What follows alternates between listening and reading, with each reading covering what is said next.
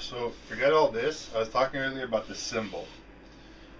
I see it as like this thing. It could be seen as like this prison state with like infinitely radiant, like radiating. You're like this ball, this mobile kinesphere. You know, the sphere, the extent of like the sphere of your movement and your feelings and everything, of your action, your power to act in the Spinozan sense. If you look here, you're like this. Could be like a symbol, and there's this other thing which is like the movement, the line of flight. You know, the Deleuzian sense. So you're like in this plane of immanence and ease, and things are supposed to move like in your sort of Tai Chi Aikido way. Boom, that is the movement forward, that is the movement thing. If you're in it's what Nietzsche would have called resentment, is that you're reacting to things. You're bouncing off the wave of moving of things. You're kind of like, that's not where you want to be. You're bouncing backwards, you know. You want to be bouncing off things out of fear and, well, I don't want to do this, I don't want to take responsibility, so you transfer responsibility to someone else. Someone that has shame, you throw the shame back at them, you beat them with the shame, you shame them and chip at the old thing, and then the chips fall off and then they create chaos and discord and confusion. It's okay because you're just dancing on top of the world, right? You're on top of the box dancing. That's not how it works. So what you want to do is act. You want to act. That's what he meant by will to power. It's like, hey, like, why don't you instead flip it up and flip your face to a smile and say, wow, I can actually do good things. So that symbol here, that we'll say that's the mark. I'm marking the movement. I'm the old primitive man with a stone, you know, baboon's thigh bone or whatever, and I see that I put it. That was the full moon. That was the full moon. I might get like 13 of those in a year, we'll say. Or I might have another one with like 28 or 30 marks, and every day I go, okay, that's today, put maybe a little drop of baboon blood or something, or a berry, and then after that I got 28, 30, whatever. I'm like, okay, so we got one here. It's the same thing I was doing earlier. Look here, 1, 2, 3, 4, 5, you going. And that mark, there is that sort of shame to it if you lose count or whatever, because the shame could be that it could be fertility, it could be you're not having the child, that you lose a child, whatever, that sort of like a counting error, that you're like, how many kids did we have here? Like, how many kids do we have? Did we forget one or something? So that's sort of like forgetting, remembering. It's a very physical, carnal thing, but you have to, it's not just being embedded. I mean, it has to be, this is your incarnation, you know? So, yeah, that's how it works. I mean, but there's something about the mark, about leaving a mark. I know that. You can hammer it in, chiseling away at it.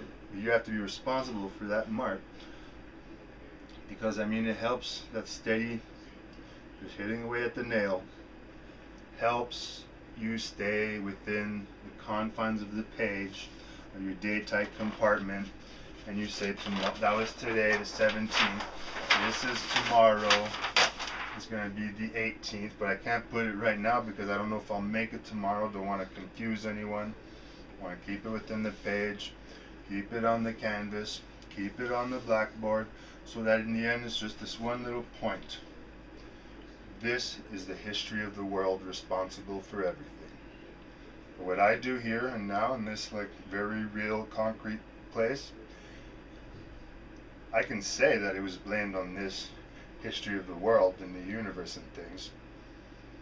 But since I knew that that was the culprit that set the things in motion, the chips off the block, that propagated all these errors and all that, if I want to not propagate bad stuff, I remember that, keep that composed, contained, great restraint, inhibition, and the inspiration will come, kind of like a fart or just burp something up, and it will articulate itself.